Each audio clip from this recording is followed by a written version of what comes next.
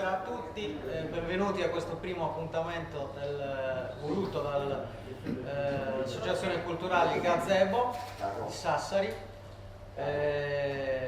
Siamo felici di ospitare Salvatore De Dola, che possiamo definire in senso lato uno studioso delle lingue, quindi un glottologo, uno studioso della lingua sarda, e in particolare Salvatore è un etimologista, cioè diciamo che si diverte a studiare, in realtà è un lavoro molto faticoso, a studiare l'etimologia delle parole, quindi delle parole della lingua sarda, e quindi sostanzialmente cerca di rispondere, poi ci dirà lui se effettivamente è così, a due domande, cioè perché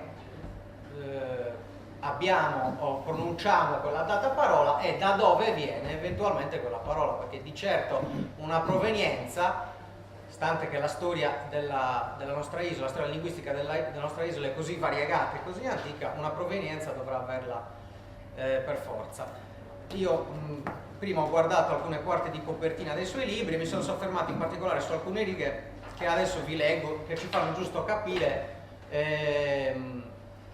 quale può essere stata la formazione di Salvatore e come è, diciamo, diventato lo studioso che è diventato. Vi estraggo giusto 5 righe che secondo me danno un ritratto abbastanza eloquente. Il perenne girovagare per le montagne, l'uso della carta topografica lo hanno fatto misurare con innumerevoli toponimi, da lui inizialmente considerati nell'ottica della filologia romanza.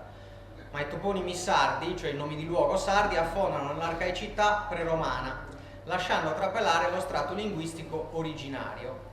Fatta questa scoperta, De Dola da 15 anni si sta applicando allo studio comparato delle grammatiche semitiche, che abbina all'uso già acquisito dei vocabolari indoeuropei.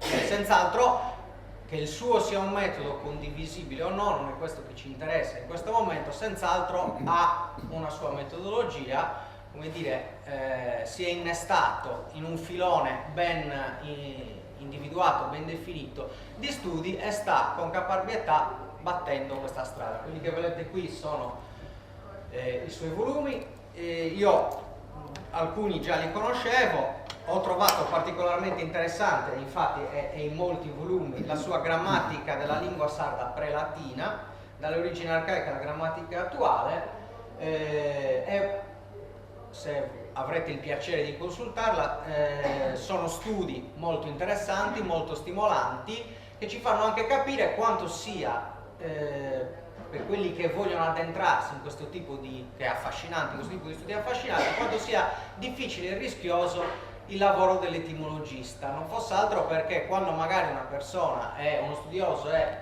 convinto che l'etimo di una parola sia riconducibile a, ne so, faccio un esempio, alla lingua latina, alla lingua greca, eccetera, poi invece magari più avanti lo studio di altre lingue spariglia un po' le carte e quindi è un rinnovarsi di una sfida nello studio. Non voglio dilungarmi più di tanto, anche perché io ho solo il compito di una breve prolusione, non sono un convegnista, quindi in realtà è lui che la platea è sua e soprattutto ha molte cose da dirci, quindi dovrà anche cercare di, in un tempo diciamo accettabile, dovrà cercare di condensarle tutte, quindi ti faccio i miei migliori auguri per questa impresa.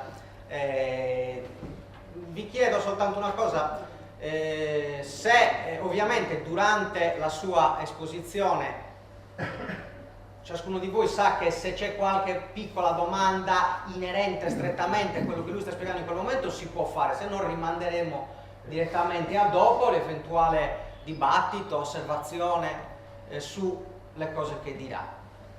Buona serata a tutti.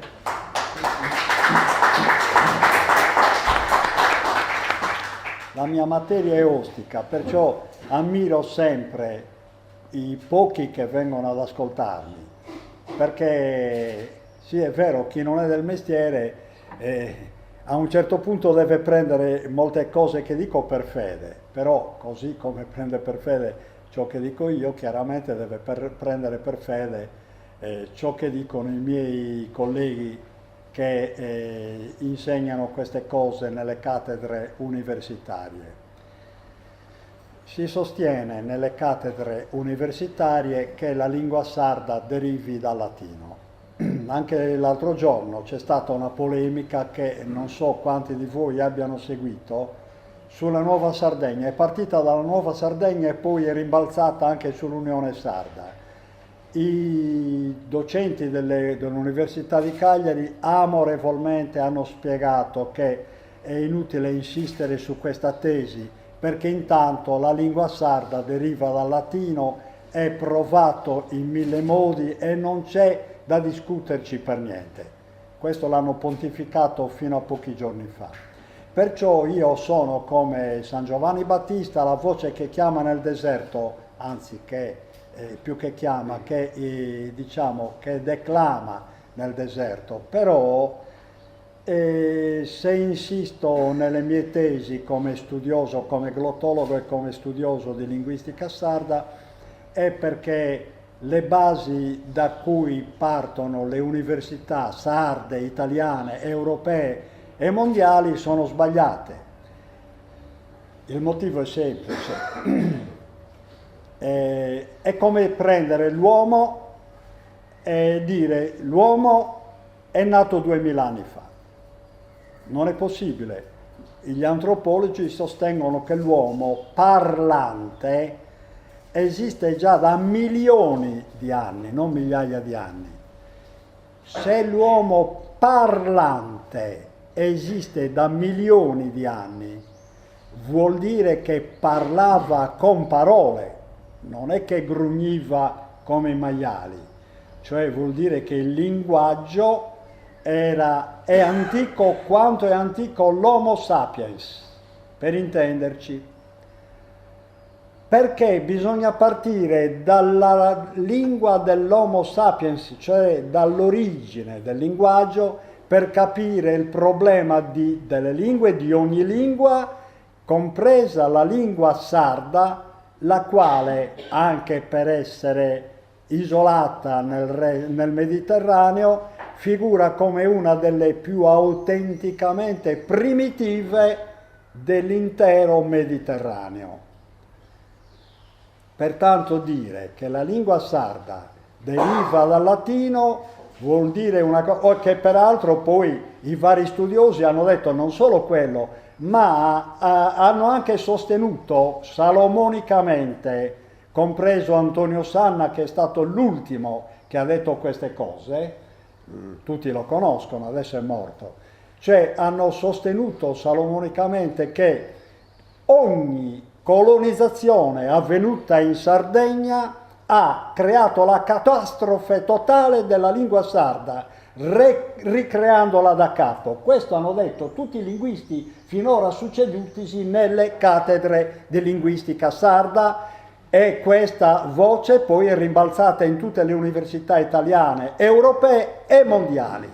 Cioè loro sostengono questo, che i romani colonizzarono a tappeto la Sardegna, determinando la catastrofe totale della lingua precedente. Perciò secondo loro, il sardo non si può conoscere in base alle lingue precedenti, perché creatasi la catastrofe noi abbiamo ripreso a parlare con il latino. Poi sostengono una nuova successiva catastrofe con i catalani, cioè tutti, compreso il Wagner, sostengono questo, che la lingua sarda deriva al 90% dal catalano. Nel suo dizionario etimologico della lingua sarda dice queste cose. E io nel mio nuovo dizionario etimologico della lingua sarda, che oggi non ho potuto portare perché le prime copie me le daranno fra 10-15 giorni, sostengo invece tutto il contrario. Quello che dico è di enorme importanza, per cui loro sostengono che ci sono state due gigantesche catastrofi nella lingua sarda che l'hanno rideterminata da capo. Noi abbiamo ripreso 2 volte nella storia a riparlare da capo, dimenticando la nostra vecchia lingua. Io contesto queste impostazioni accademiche perché sono totalmente basate sul fango delle sabbie mobili. E lo contesto con le ragioni che vi ho detto. Una lingua non muore mai, nei miei libri l'ho spiegato benissimo, specie nella mia grammatica storica della lingua sarda. Una lingua non può mai morire. Ho fatto sempre nei miei libri l'esempio di San Paolo, il quale, quando naufragò nell'isola di Malta, si trovò di fronte a poche centinaia di pescatori che parlavano una lingua selvaggia, una lingua barbara, lui diceva, perché lui parlava il greco. Barbara perché i greci per barbara intendevano una lingua che non è parlata normalmente presso i greci e non è neanche capita. Ed erano poche anime. Tenete conto che loro parlavano quella lingua che oggi, se voi prendete i manuali, viene classificata ancora oggi come lingua semitica. Ancora oggi il maltese è considerato da tutti gli studiosi di lingua semitica lingua semitica, va bene? Il maltese. Per cui come mai quelli ab origine parlavano il semitico e dopo 200, oltre 200 anni, quasi 300 anni dalla colonizzazione romana, perché San Paolo naufragò a Malta circa 250 anni dopo la colonizzazione romana, quelle 100 persone che abitavano a Malta potevano essere colonizzate come niente, perciò costrette anche a schiaffoni a parlare la lingua romana. No, parlavano la lingua semitica e questo è testimoniato da San Paolo. Poi io tolgo nei miei libri tante altre testimonianze scientifiche dimostrate dagli antichi, va bene? Perciò è chiaro che nel Mediterraneo si parlò sempre semitico. Ecco, un'altra gigantesca bugia che va chiarita, una trappola nella quale sono caduti tutti, compresi i semitisti, è che vogliono distinguere ancora oggi le lingue semitiche dalla lingua sumerica, la quale viene staccata dal resto delle lingue semitiche quasi che fosse una cosa a sé stante, incommensurabile, cioè non commensurabile con le altre lingue semitiche, tantomeno con quelle che loro chiamano lingue indoeuropee. Io sostengo nei miei libri che le lingue indoeuropee non esistono come tali, cioè quelle che loro chiamano indoeuropee esistono, ma non sono derivate dal cosiddetto indoeuropeo. Infatti, se voi andate a vedere in tutti i manuali universitari la cosiddetta lingua indoeuropea base, tutti i vocaboli sono contrassegnati da un asterisco. L'asterisco serve nelle accademie per indicare una parola supposta, cioè inventata a tavolino, che però non è stata mai trovata nella realtà. Loro parlano addirittura non di indoeuropeo, ma anche di pre-indoeuropeo, pertanto in quel caso nei loro manuali mettono 2 asterischi, cioè 2 ipotesi che scendono nel profondo, ma parlano anche di paleo pre-indoeuropeo, per cui ci mettono 3 asterischi, cioè sono 3 ipotesi campate in aria. Loro parlano così, i cosiddetti indoeuropeisti. Perciò, insomma, la dovrei fare lunga. Io voglio dire che in realtà hanno sbagliato clamorosamente, perché, torniamo alla lingua sarda perché sono venuto a parlare di questo, la lingua sarda ha le sue basi che sono antiche quanto è antico l'Homo sapiens.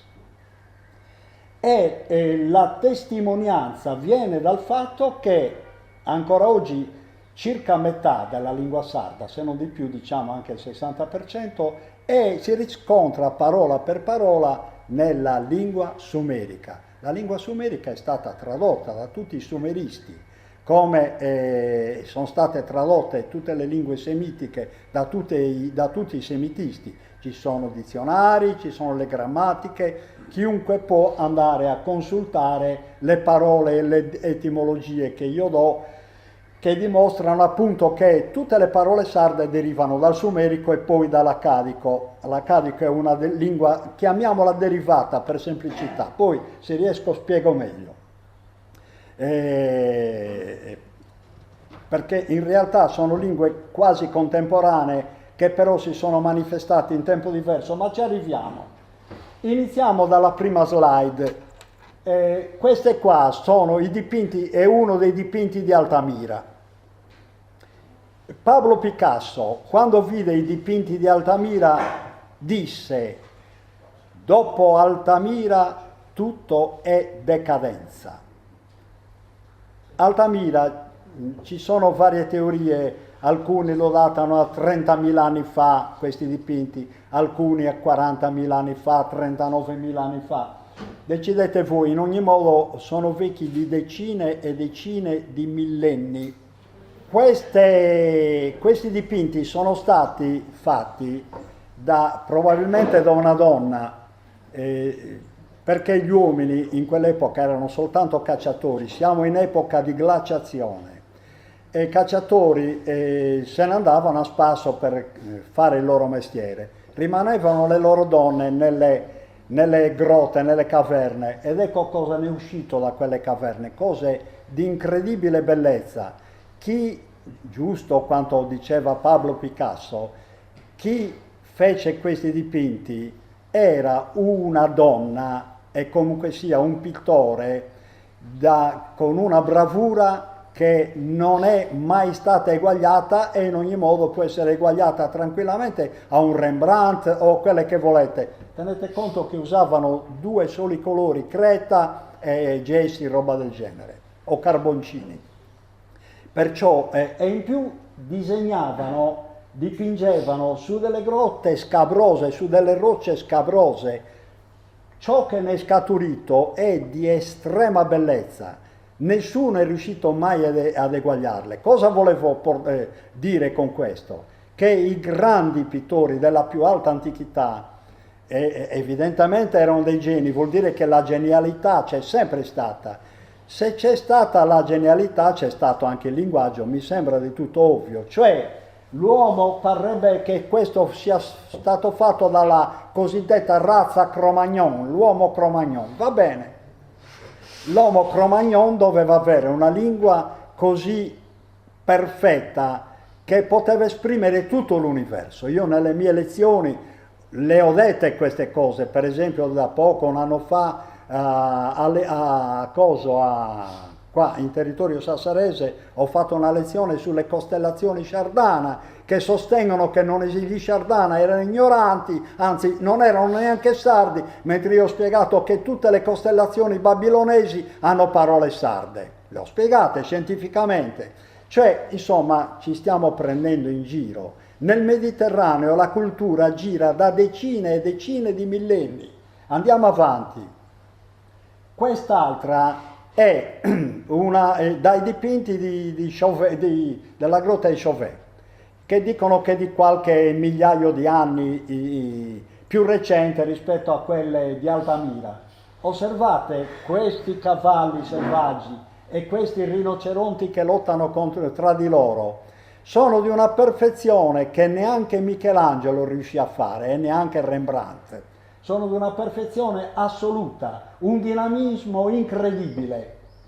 Anche queste sono dipinte su rocce scabrose, al buio, al lume di una torcia. Questi erano geniali. Andiamo pure avanti. Vedete, la gente non lo vuole capire. Fermiamoci un attimo solo con i Sumeri. I Sumeri, loro non si chiamavano Sumeri, furono gli Accadici a chiamare Sumer i Sumeri. Loro si chiamavano, detto all'italiana, il popolo dalla testa nera. Cioè loro per primi dicevano di essere negri, va bene? Però io parlo dei Sumeri, quelli relativi alle tavolette che hanno trovato, le tavolette di argilla che hanno trovato in Mesopotamia. Poi noi spieghiamo che cosa sono i Sumeri.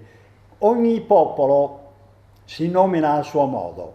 Per esempio gli Etruschi si nominavano in un altro modo, Rasenna, loro dicevano, si chiamavano Rasenna, loro era il loro nome. Siamo noi che li chiamiamo Etruschi, dalla parola latina eccetera, Tuschi eccetera. Ogni popolo ebbe il proprio nome, se lo diede, a prescindere poi dai nomi che gli studiosi a posteriori, oppure torniamo ai greci che furono coloro che diedero molte notizie sui popoli precedenti, arriviamo al limite alle parole greche e da lì non usciamo. Molti grecizzano tutto, mentre i greci erano solamente portatori di notizie, nient'altro. E non possiamo fermarci alla cultura greca, ma torniamo ai Sumeri. Insomma, visto che ci siamo fermati all'Homo Cro-Magnon, che è vecchio di circa 40.000 anni fa, da dove veniva l'Homo Cro-Magnon? Gli studiosi dicono che proveniva dalla valle del Nilo, va bene? E poi l'Homo Cro-Magnon, scendendo lungo il Nilo, se ne andò a destra e a sinistra. Qui evidentemente, siccome eravamo in epoca di glaciazione, a Gibilterra attraversarono con poca fatica su delle zattere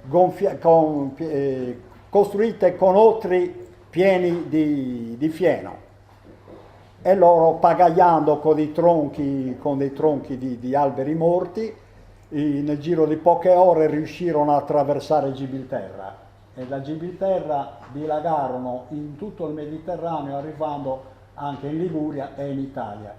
Ugualmente da qua, essendosi divisi dagli altri, se ne andarono lungo la terra di Canaan e arrivati qui nell'Anatolia, poi parte salirono verso il Caucaso per andare poi verso le steppe russe, parte passarono i Dardanelli e se ne andarono qua in Grecia, e poi attraverso la Dalmazia vennero in Italia. In pratica i due rami si incontrarono proprio nella penisola italiana. Va bene? Osservate solamente questo punto, qua c'è la Romania, la più grande menzogna della storia. Tutti sostengono che i rumeni parlano il latino ancora oggi, è la cosa più falsa. Tutte le accademie della Romania si sono ribellate a questa diceria portata avanti dai soliti docenti italiani, i quali sostengono che tutto derivò dall'impero romano. È falso, il rumeno è simile al sardo ed è parlato dai tempi di Cro-Magnon. Quando l'uomo di Cro-Magnon passò in Romania, non a caso fu la prima regione che conquistarono, oltre i Dardanelli, che occuparono, e poi occuparono le altre regioni.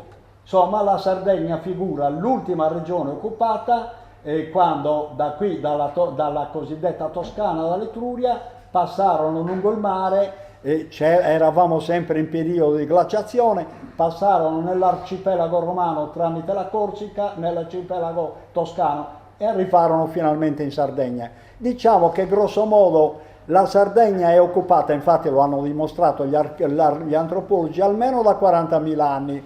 Poi cosa successe? Che questa lingua Cro-Magnon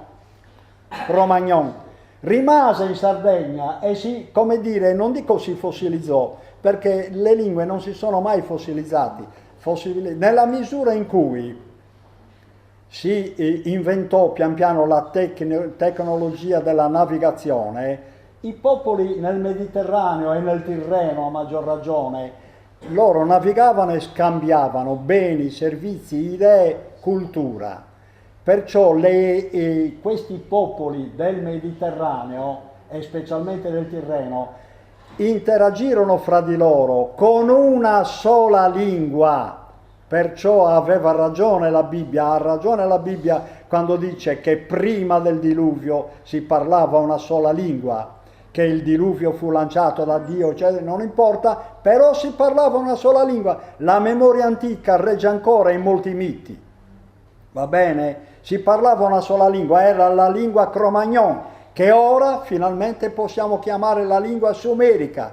Però la lingua sumerica è quella che si diceva che era parlata qui nella mezzaluna fertile, specialmente qui, non c'è nella foto, nella Mesopotamia.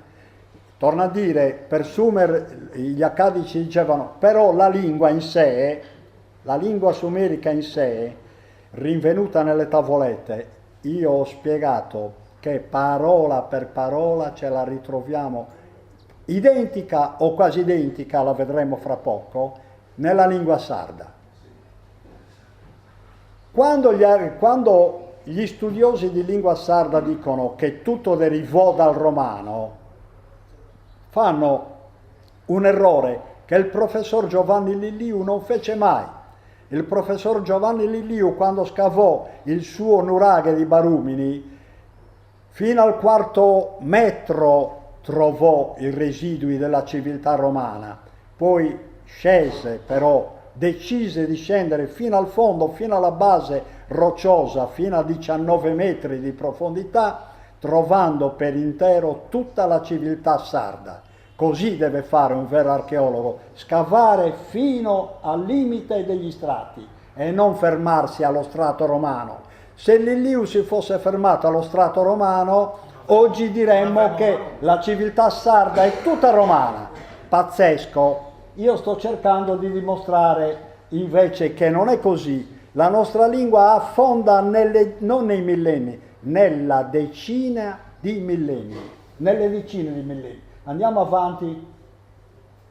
Vedete, in Mesopotamia furono trovati segni del genere, che poi questo cuneiforme fu tradotto pian piano dagli specialisti e oggi lo capiamo tutto, cioè conosciamo benissimo il sumerico, talché se uno vuole può anche scrivere il proprio nome in sumerico. Tenete conto che la lingua sumerica era una lingua come si chiama? Sillabica, cioè si esprimeva a sillabe, e questa è un'altra prova del fatto che la lingua di Cro-Magnon, cioè gli studiosi, i migliori studiosi della lingua sumerica sono gli spagnoli, i quali fanno delle ipotesi. Allora, il sumerico è apparso in Mesopotamia 3300 anni fa circa, però loro, per una serie di indizi eccetera, si spingono a immaginare che la lingua sumerica fosse nata quantomeno 9000 anni prima di Cristo, come dire 11.000 anni fa, cioè quando successe il gigantesco, il titanico tsunami di Santorino che devastò la civiltà di Creta eccetera. Allora, secondo loro, nacque la lingua sumerica. In realtà loro, non avendo gli strumenti per poterlo dire, si fermano lì.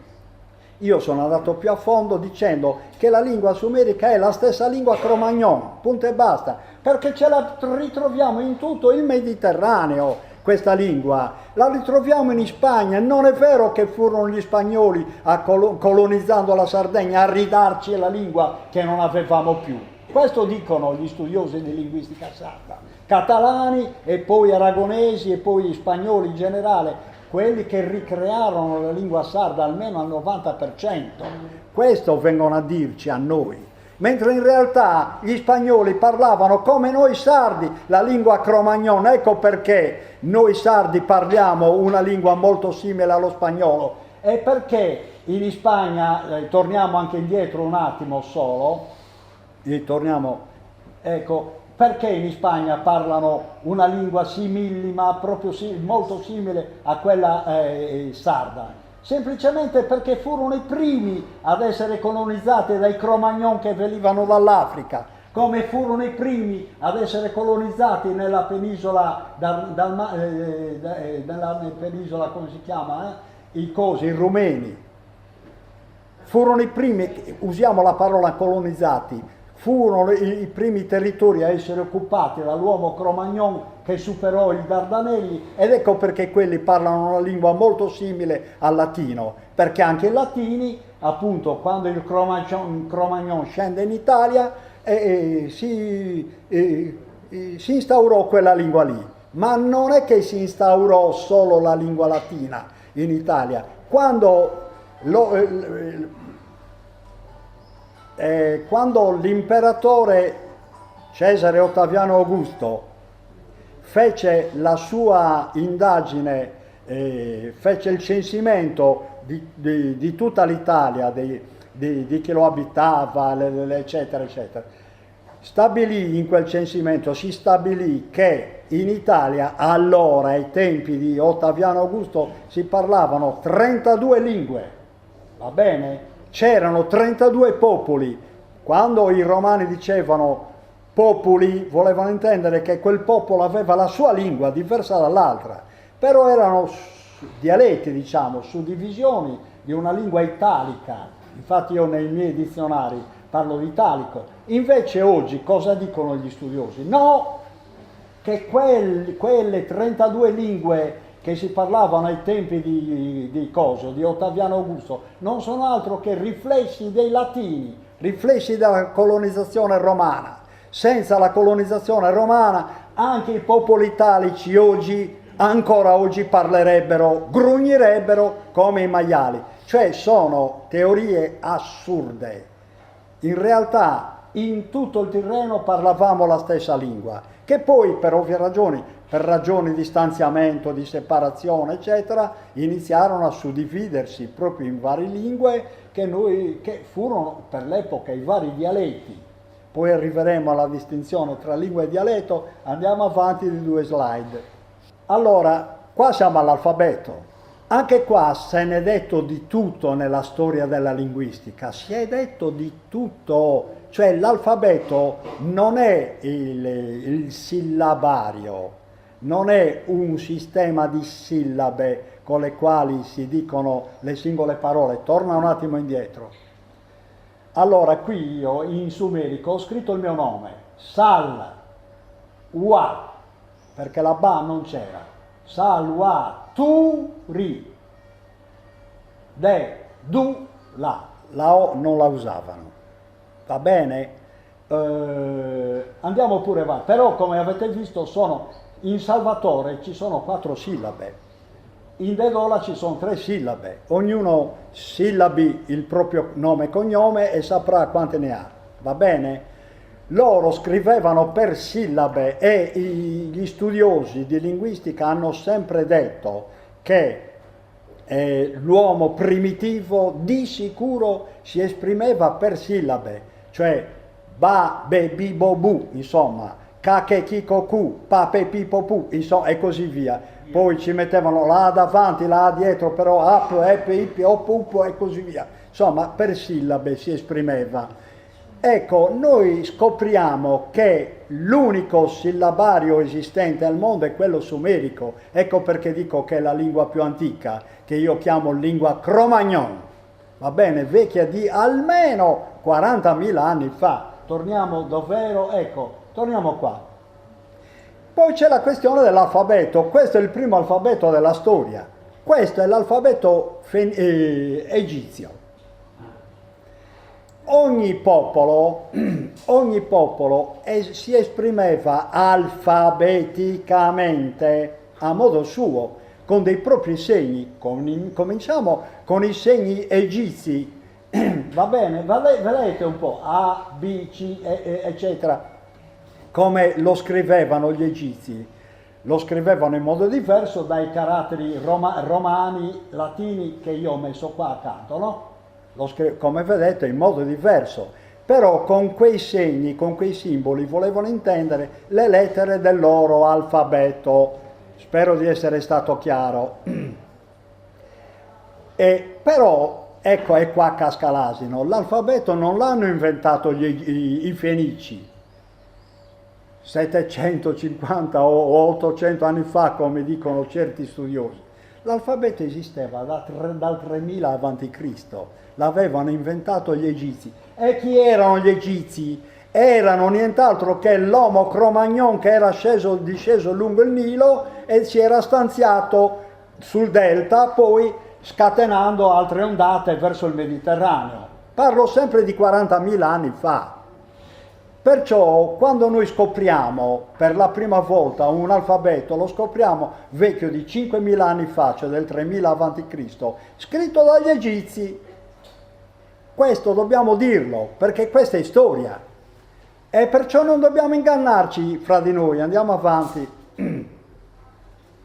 Questo è un segno che invece troviamo, questo è il proto-sinaitico cosiddetto. Qui è un po' perfezionato, perché di proto-sinaitico nelle miniere del Sinai se n'è trovato con segni molto malfermi, anche quelli scritti sulle rocce, eccetera, in modo... ci sarebbe molto da dire sul proto-sinaitico, però non illudiamoci che il proto-sinaitico sia il primo alfabeto, perché ho già dimostrato che il primo alfabeto era quello egizio. Infatti non a caso che il proto-sinaitico non è un caso che si assomigli molto, studiandolo bene, si assomigli molto per certi versi all'egizio. Andiamo avanti.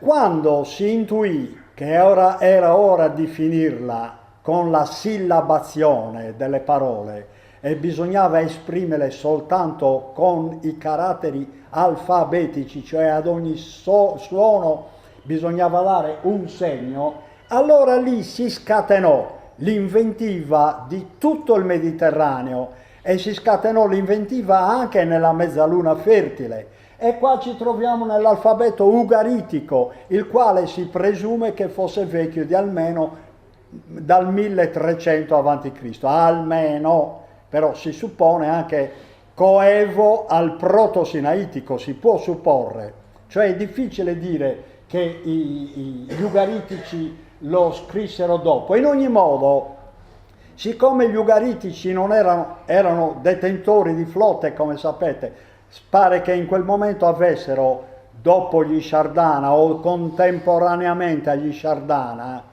di cui non ho tempo di parlare, pare che avessero la flotta più potente del Mediterraneo. Infatti in quel periodo loro purtroppo, gli ugaritici, essendo stretti in un fazzoletto di terra, non potevano altro che essere al soldo, volenti o nolenti, delle potenze superiori alla loro, ed erano al soldo della potenza ittita.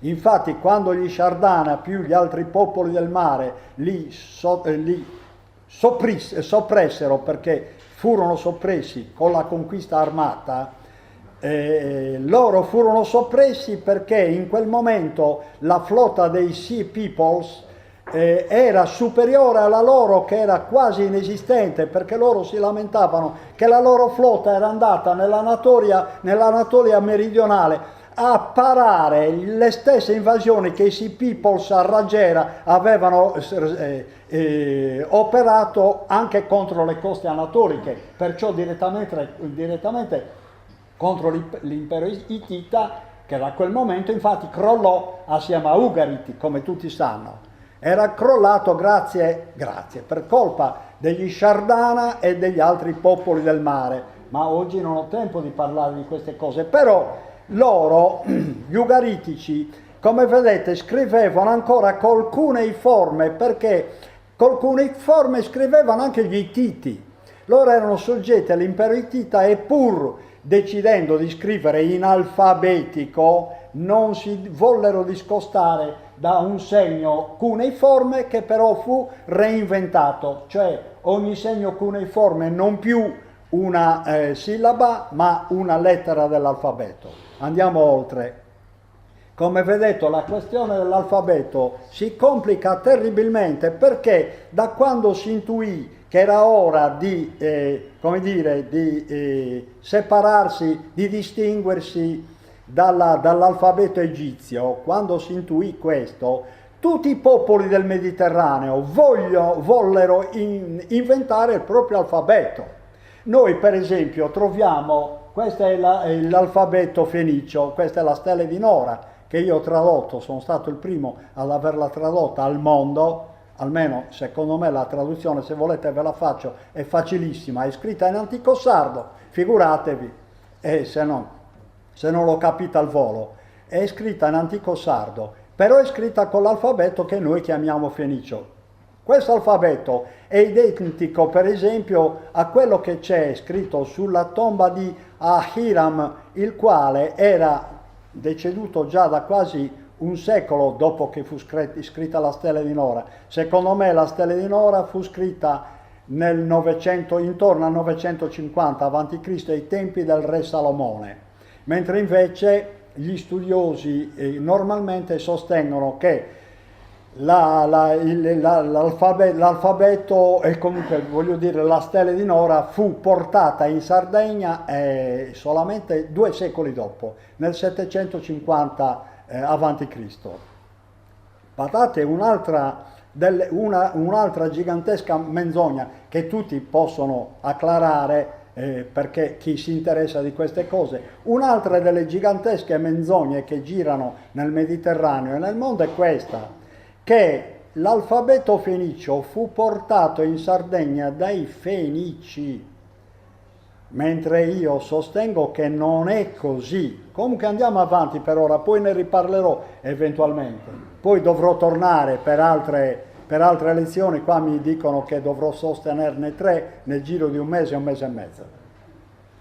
Questo qui è l'alfabeto aramaico. Ah, questo è l'aramaico. Sì, questo è l'aramaico, una delle forme dell'aramaico, perché anche qua ci troviamo a questa invenzione che divide gli studiosi, perché non si capisce bene quando fu inventato l'alfabeto aramaico, ma mi capite che nel Mediterraneo si era scatenata una vera e propria corsa a chi inventava il proprio alfabeto, non l'hanno mai terminata.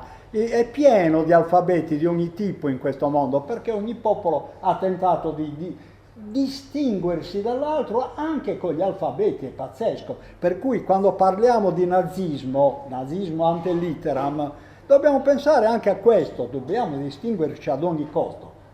L'alfabeto aramaico, andiamo oltre, e poi immediatamente dopo l'aramaico troviamo l'ebraico, troviamo l'alfabeto ebraico, che però, anche questo, che però non fu, purtroppo, dico, nonostante loro dicano che l'hanno inventato loro, gli ebrei, non è un alfabeto, non è farina del loro sacco, perché anche questa è una forma dell'alfabeto aramaico. Questo alfabeto fu usato in tutto il regno di Aram, in tutto il territorio di Aram, in tutta la Siria attuale, per intenderci, e andava oltre, occupando l'intera Mesopotamia in quell'epoca, e arrivò fino all'impero persiano. Cioè Ciro il Grande, quando utilizzò il proprio alfabeto, decise di utilizzare l'aramaico, e infatti gli ebrei che erano detenuti a Babilonia, che furono liberati proprio da Ciro il Grande, furono loro a portarsi appresso questo alfabeto, ma era l'alfabeto aramaico, non l'alfabeto ebraico. Andiamo oltre. Ecco, e qua siamo ai lingotti sardi che tutti conoscono, gli oxide, cioè pelle di bue letteralmente, i lingotti a pelle di bue. Poi continuiamo sugli alfabeti.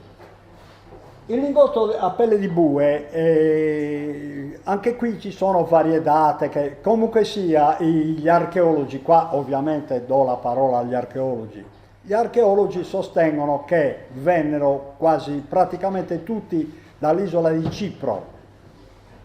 Come sapete l'isola di Cipro, anche nel nome Cuprum, parola greca insomma, che significa rame in greco. Cioè c'erano le più grandi miniere di rame. Cosa succedeva? Che a quanto pare gli Sciardana, che allora erano molto potenti, stando alle interpretazioni per esempio dall'archeologo Giovanni Ugas, gli Sciardana non facevano altro che importare i lingotti oxide da Cipro per poi rivenderli nel Mediterraneo come sardi. Sembrerebbe che la cosa fosse così, cioè anche noi in realtà avevamo miniere di rame, però poi gli studiosi, analizzando bene questo rame, pare che si possa sostenere che in realtà proveniva dalle miniere cipriote. Però volevo dirvi, vedete quel segno lì?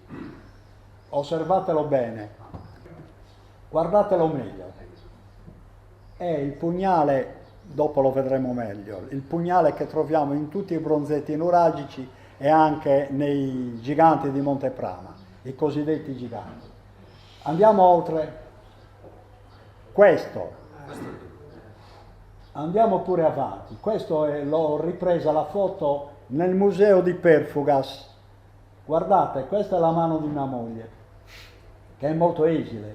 Se guardate la sua mano, non riesce a prendere quel pugnaletto, è un pugnaletto a grandezza naturale, non riesce a prenderlo perché l'elsa è molto più piccola e poi ha quella gamma là, l'elsa gammata così, quella gamma che impedisce alla mano, la sua è molto esile, ma una mano più normale, diciamo, non riesce ad entrare bene.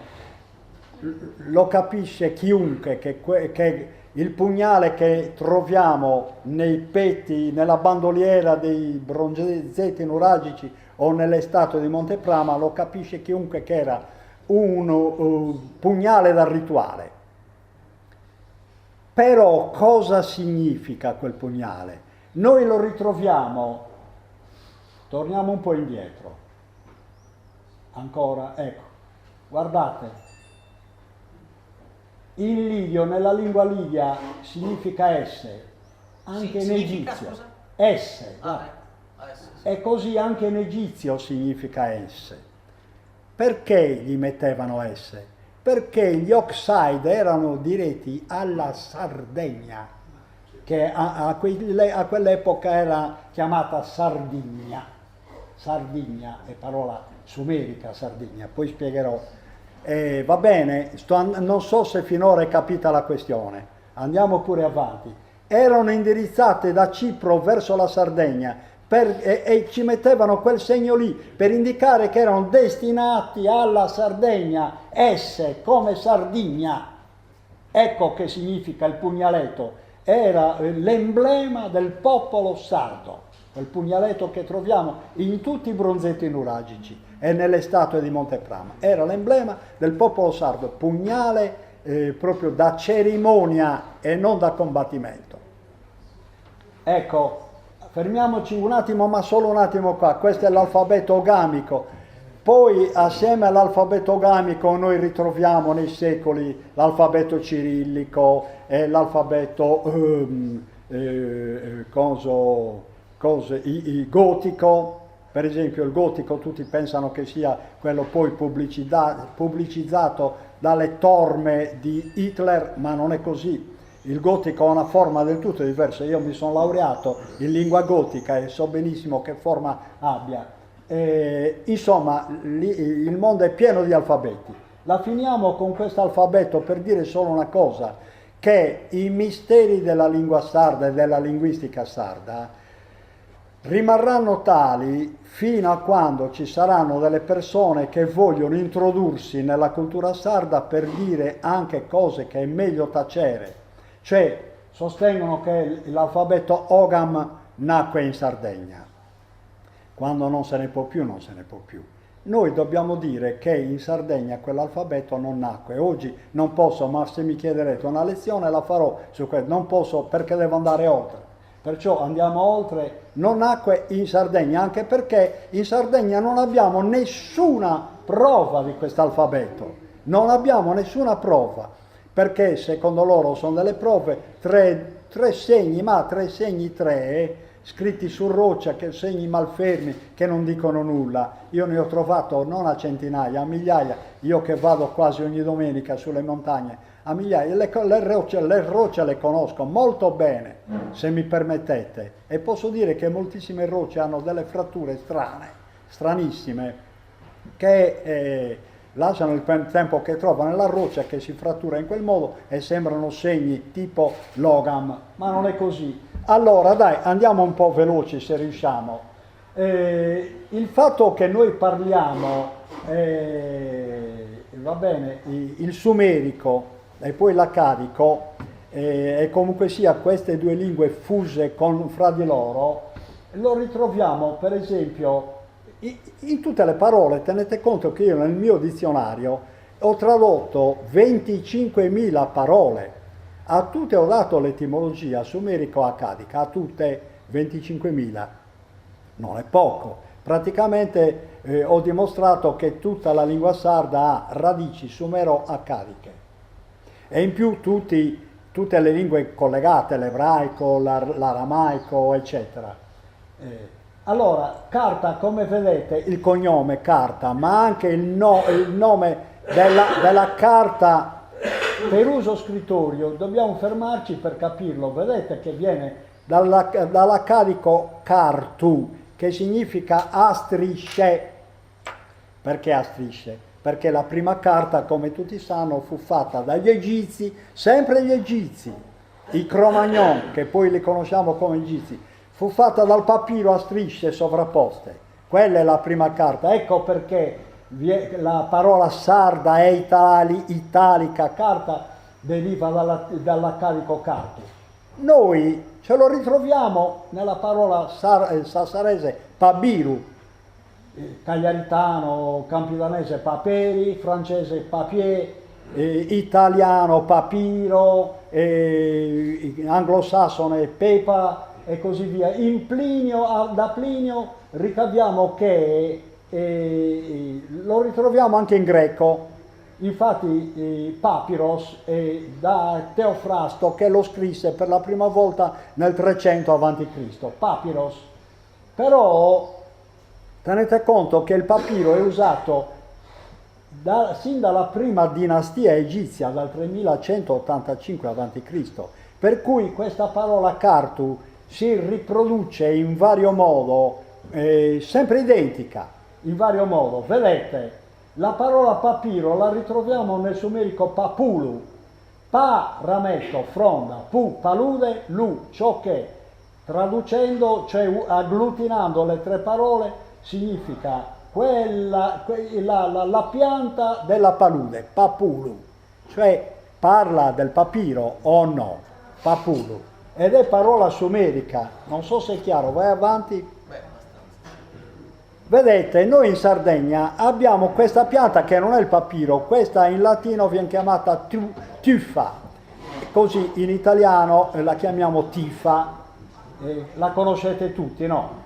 E ha questo pappo strano lungo un gambo che è molto molto esile, questo è la tifa. Però andiamo oltre, vi faccio conoscere l'origine di questa parola, è interessantissimo.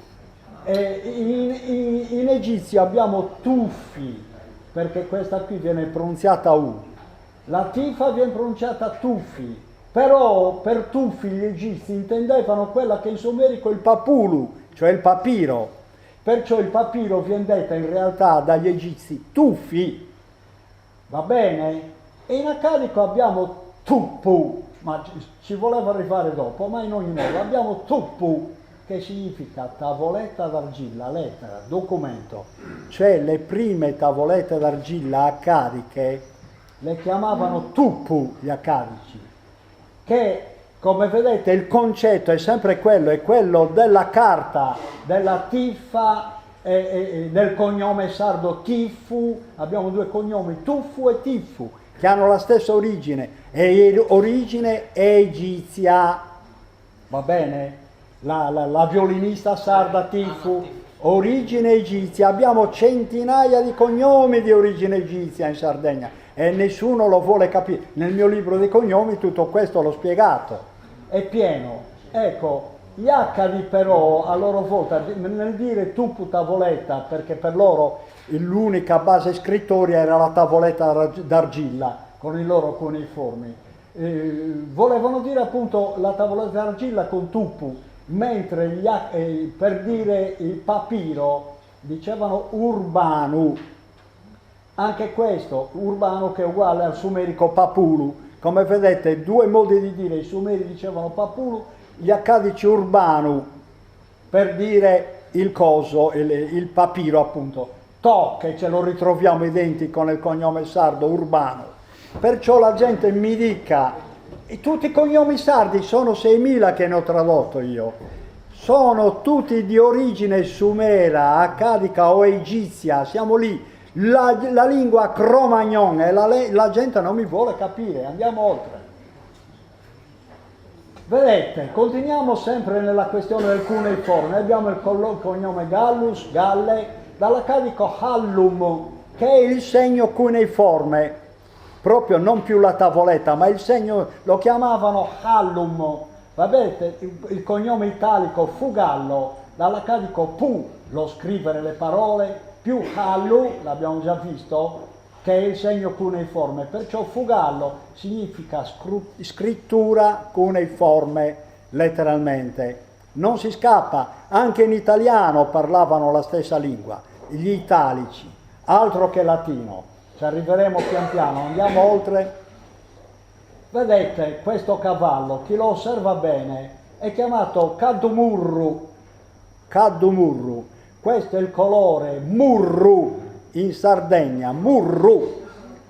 Va bene, allora la gente dice, gli studiosi di linguistica sarda, gli indoeuropeisti eccetera, sostengono che murru, il sardo murru, che indica per esempio colui che ha i capelli sale e pepe, murru, sale e pepe, non bianchi, sale e pepe, come questo mantello, guardate bene, sale e pepe.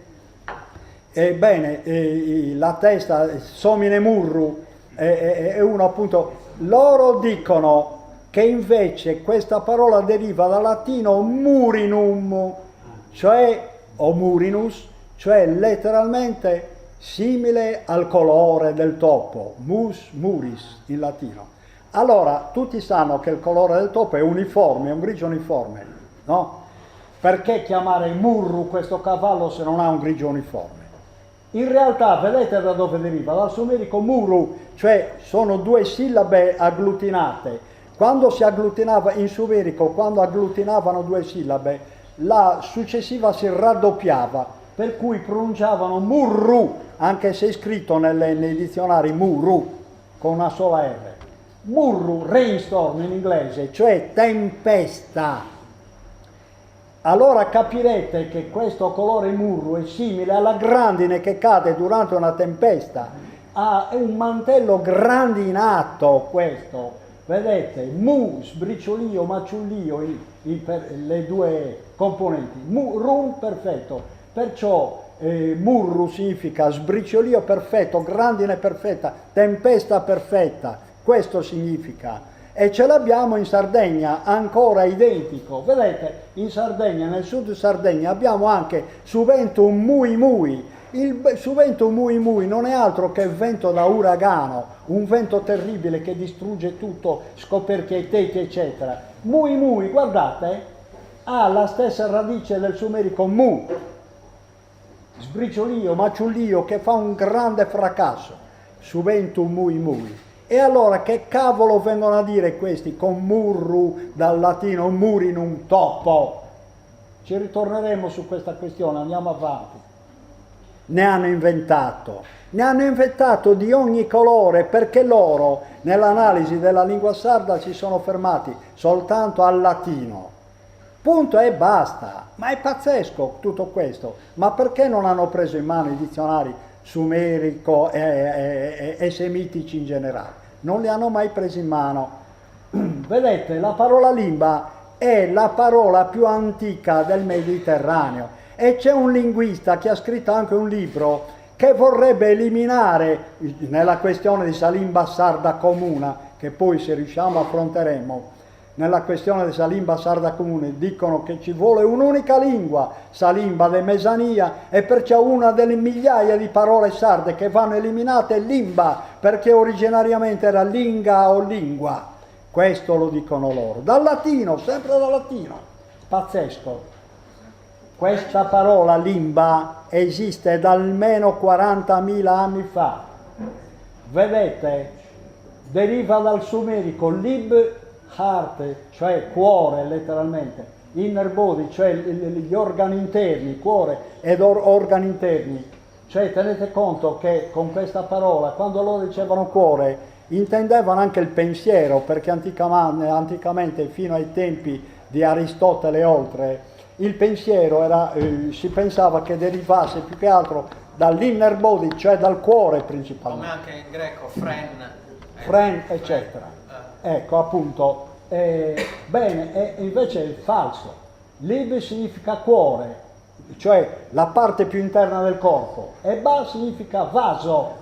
Libba più la epentesi M significa vaso del cuore. Cioè noi in migliaia e migliaia di parole sarde e italiane troviamo l'epentesi, cioè l'inserzione all'interno tra le due sillabe antiche di una M o di una N, e per questo l'hanno inserita per eufonia.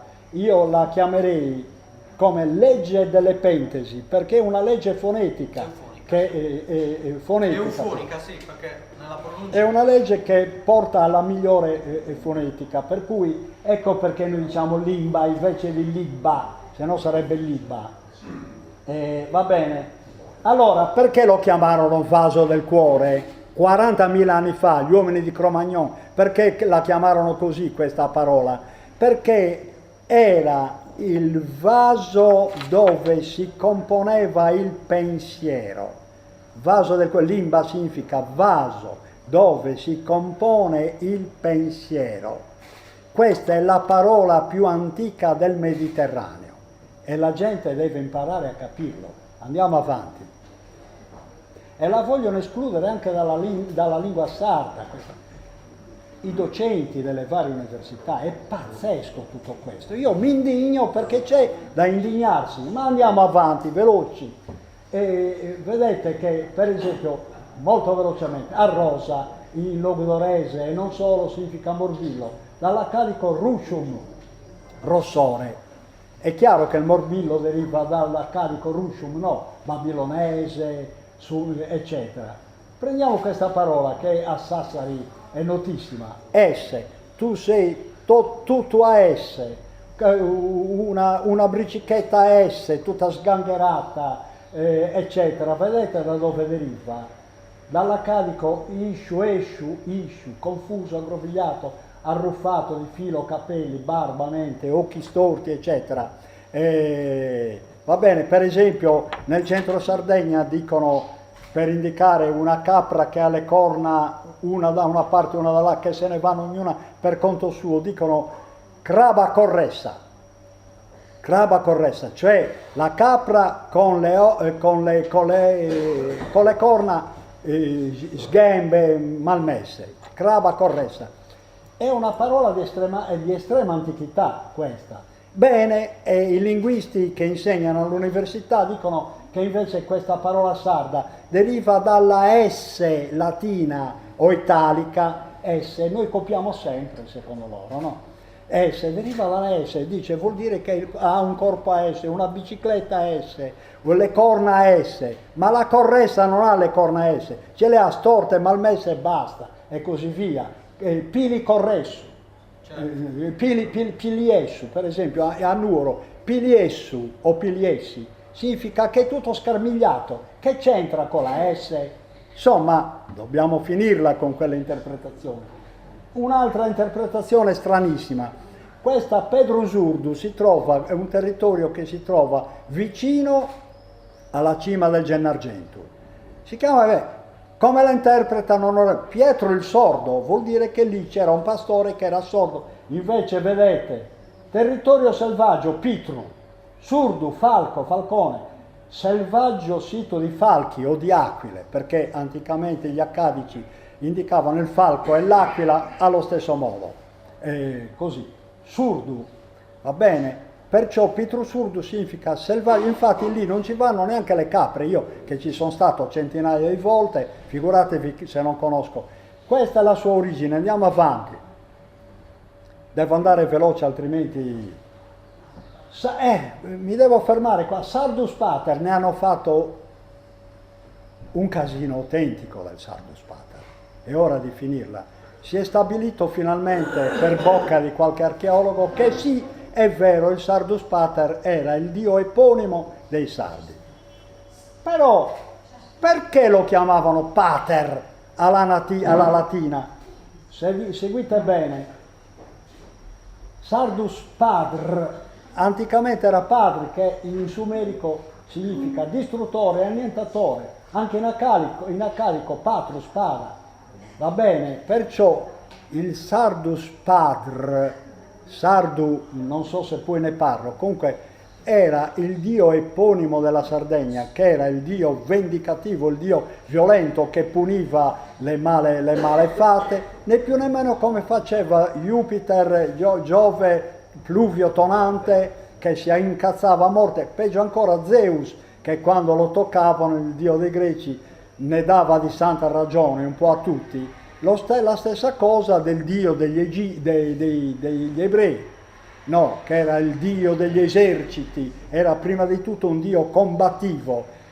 era combattivo né più né meno come il sardus pater. Noi ritroviamo questa parola abusiva perché la traducono loro così. Quando noi nel Tempio di Antas troviamo l'epiteto sardus pater, in realtà i romani non sapevano come altrimenti tradurlo perché non conoscevano il vero sardo e lo tradussero così. Però porca miseria, fermiamoci un attimo, loro stessi non sapevano più, perché le etimologie sono state studiate solamente da 100 anni a questa parte. Loro non sapevano che anche il loro Jupiter aveva la stessa radice. Ne parliamo dopo. Pitru, Patru, Pitru. E Pitru, quella I, insomma, chi ha studiato latino sanno perché quella metafonia. Non posso dilungarmi troppo, perché per questa lezione ho calcolato che dovrei farne all'università almeno 20, se mi aprissero le porte, che non me le aprono. Va bene, Jupiter era Geova distruttore, infatti lo ritroviamo poi nella declinazione Iovis, Iovem, che è uguale al Geova degli ebrei.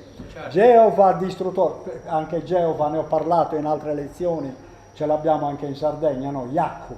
Loro scrivono il tetragramma I-A-U e W. Loro però non lo possono pronunciare gli ebrei perché è un nome sacro, figuriamoci. Però in realtà è stato scritto anche dagli accadici, da tutti i popoli semitici, si deve leggere Yahu. Oggi lo diciamo Yahu, da cui il cognome Giagu, eccetera. Lo ritroviamo in un sacco di toponimi e di nomi della Sardegna. Iago, c'era anche in Sardegna, Santo Iago non è vero che è San Giacomo, era in realtà Yahu, era uno dei 9 nomi di Dio. Io ho tenuto una lezione, qua c'è presente qualcuno quando mi ha sentito tenere quella lezione, dove ho parlato dei 9 nomi di Dio. Chi volesse saperne di più c'è il libro sulla religione lì. Quindi anche Giacomona, anche lì, eccetera, eccetera. Perciò nulla è cambiato nel Mediterraneo, parlavamo la stessa lingua, anche Jupiter era lo stesso Geova sardo, perché ce l'avevamo anche in Sardegna, e si chiamava Peter, non Pater, come dicono i latini, che significa Giove padre, Jupiter. No, Jupiter significa Giove distruttore, letteralmente. Va bene? Andiamo velocissimi. Piloso, abiti. Lo dicono per esempio a un bambino appena nato, oppure che abbia massimo 1 anno, che non cammina neanche. Wagner nel suo dizionario etimologico dice, e lo chiamano piloso abiti perché i bambini quando nascono sono pelosi. Ecco la sua giustificazione. Invece guardate qua, dall'accadico, sumeri, babilonese eccetera, pelum, uovo. Quindi appena schiuso questa sera. Esatto, piloso significa che è uscito appena dall'uovo, punto e basta. E guardate i danni che hanno creato alla cultura sarda queste persone che ancora oggi insegnano all'università. Ma un altro danno che grida vendetta è questo, danno. In Campidano... E a me hanno sempre spiegato che danno. Che danno. E invece no, guardate, viene dall'accadico babilonese danno, Dio onnipotente. Dio onnipotente è un'invocazione rivolta a Dio perché li salvi da un malanno immediato, uno che sta per cadere, uno che si è rotto un braccio, danno e così via. Ma viene detto in Campidano solo in quel caso, mentre loro hanno avuto il coraggio di falsare persino la lingua sarda, mettendo nei loro dizionari Itadannu, che non è mai esistito nella lingua sarda, è Tadannu, non Itadannu. Andate a leggervi i dizionari sardi e vedrete i danni che hanno fatto questi signori. Piletita, un altro danno immenso. Piletita anche il Wagner che dicono che è il padre della linguistica sarda. La mastite, loro intendono per piletita come vuol dire che la signora che ha la mastite ha un pelo all'interno Ora, chi ha studiato un po', non medicina, ha studiato, Insomma, anche un bambino riesce a capire come fa un pelo ad immettersi all'interno della mammella. Guardate un po', pilu, pelu, pietra calcarea, blocco di calcare in accarico, titum nutrimento, cibo. Cioè per titu, la parola tita in sarda deriva dall'accadico titum, che significa cibo, il cibo per antonomasia, mentre pilu è la pietra calcarea, cioè infatti si dice in sardo anche, una pietra. infatti loro in sardo si dice anche tita apedrada, cioè la mammella che diventa pietrosa, che gli si è formata una pietra all'interno. Pilo e tita significa questo, cioè la mammella che gli si forma una pietra all'interno, un pezzo di calcare. Perché un pezzo di calcare? Perché evidentemente anticamente qualcuna è morta di mastite, l'hanno sezionata e hanno visto che il latte si era rappreso come il calcare. Il calcare è bianco, lo sappiamo benissimo, noi sassaresi ne sappiamo qualcosa perché abbiamo le cave, per esempio di Ribunti, che è calcare bianchissimo, un calcare stupendo, zuccherino, si chiama così, calcare zuccherino, che però è vecchio non più di 20 milioni d'anni. Se invecchiasse come il calcare delle Apuane fino a 100 milioni d'anni, ecco che avremo il marmo di Carrara. Va bene? Però ci siamo intesi con su pila e tita, no? Andiamo avanti. La Unedas, vedete da dove deriva? Guarda, non dico le origini che hanno dato i miei predecessori, deriva dall'accadico o babilonese, almeno una dicela. Cosa? Una etimologia di questa guarda, parola. ne hanno scritto. Ecco, lì nel libro dove tratto la musica sarda, là, in quella, ce l'hai, no? Sì. Lì, in quel libro lì, e lì c'è tutto, la Unedas trovi tutto. Ci hanno fatto, credo, almeno 8 etimologie pazzesche, e io gliele contesto perché in realtà deriva dall'accadico lahu, guance, più Nilo, inondazione. Perché si gonfiano fortemente quando... Certo, inondazione delle guance, significa la Unedas, sì. E infatti la inondazione non a caso chiamarono Nilu dall'accadico Nilu, perché appunto il Nilo un tempo inondava tutto, eccetera. Figo murisco, un'altra cosa che toglie, noi, sa figo murisca, noi diciamo a Sassari, figo murica, loro dicono che deriva dai Mori, ma scusate, se l'hanno portato dall'America, perché deriva dai Mori, che erano quelli che gli spagnoli combattevano? Gli spagnoli sono i più grandi, coloro che hanno rivendicato l'aver riportato la religione cristiana in tutta l'Europa combattendo i Mori. E infatti tutti sanno che la scoperta dell'America fu voluta da Cristoforo Colombo proprio in funzione antimoresca. Lui riuscì a convincere il re del Portogallo, prima tentò di convincere il re di Aragona, eccetera. Li convinse perché lui disse: se noi non conquistiamo l'altra parte del mondo, ci arrivano prima di noi i musulmani che stanno invadendo tutto il mondo, loro ci arrivano da est, noi dobbiamo precorrerli da ovest, va bene? Perciò erano grandi nemici, specialmente allora ai tempi di Cristoforo Colombo, erano grandi nemici dei musulmani. Figurati se i musulmani, se avremmo chiamato mai, in quei tempi noi eravamo soggetti agli spagnoli, non avremmo mai chiamato figo murisca il fico dei Mori. Guardate da dove deriva. Muru, giovane toro, torello, iscu, testicolo. Figo murisca significa fico che ha la forma del testicolo di torello.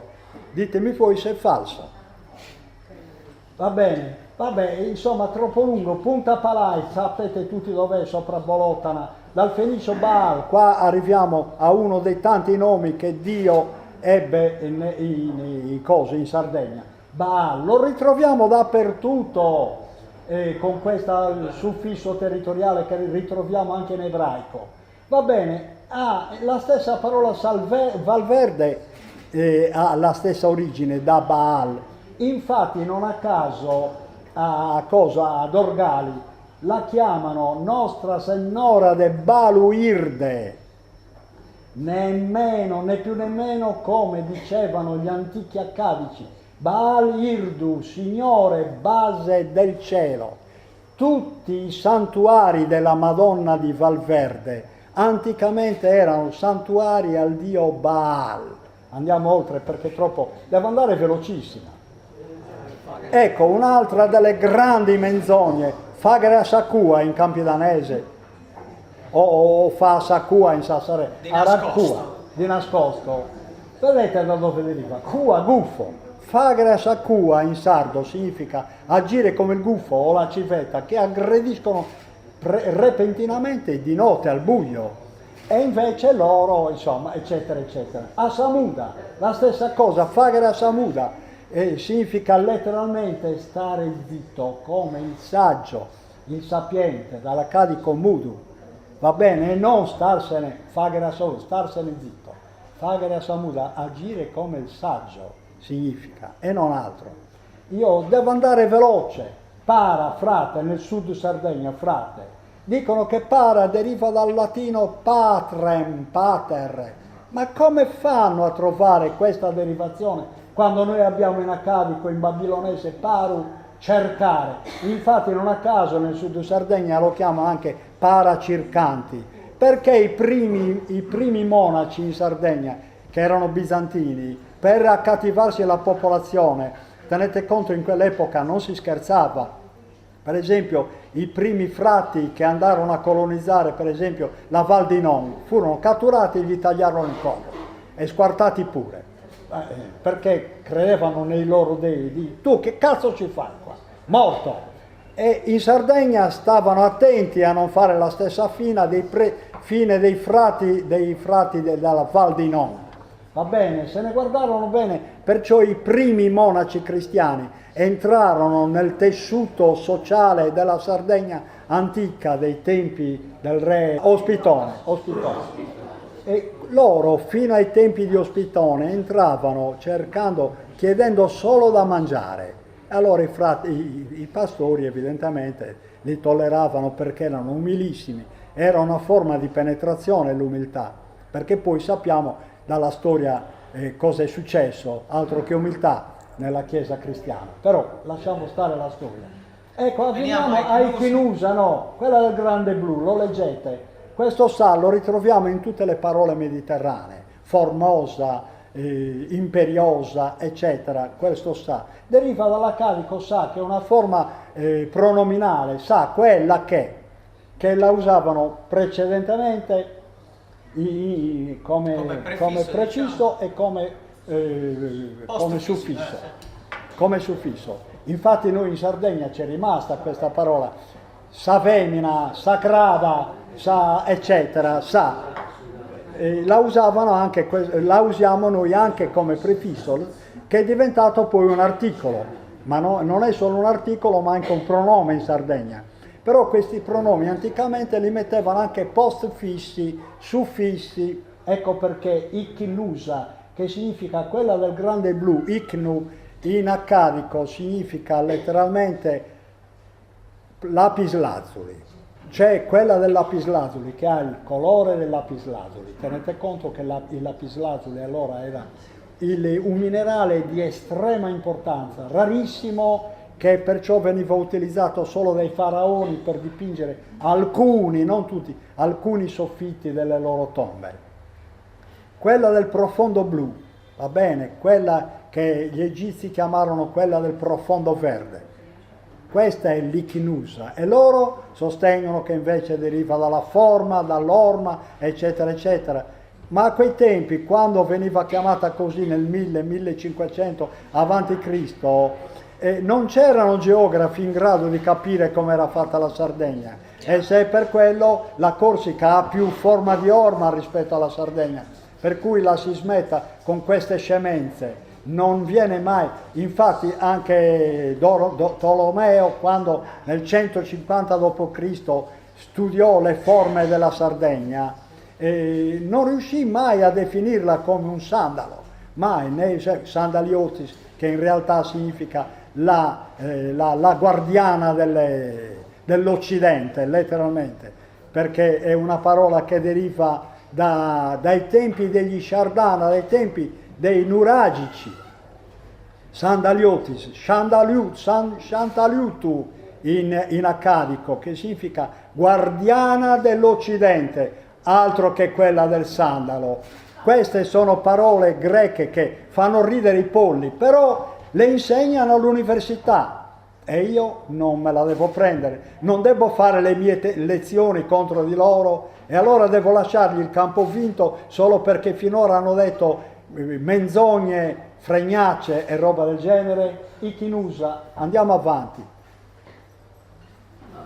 Allora, ecco qua finalmente sono arrivato al dialetto sassarese, perché avrete capito tutto della storia della lingua sarda, sia pure così per flash. Adesso arriviamo al dialetto sassarese. Io lo chiamo dialetto perché quando noi si parla di lingua, le suddivisioni di una lingua le si chiama dialetto per convenzione. Però tenete conto che in greco dialectos significa lingua. Dialectos letteralmente significa il parlare tra persone. Dialectos in greco. Perciò vuole dire, per dialectos si intende l'atto del parlare in sé. Non dobbiamo formalizzarci sul dialetto, sulla lingua.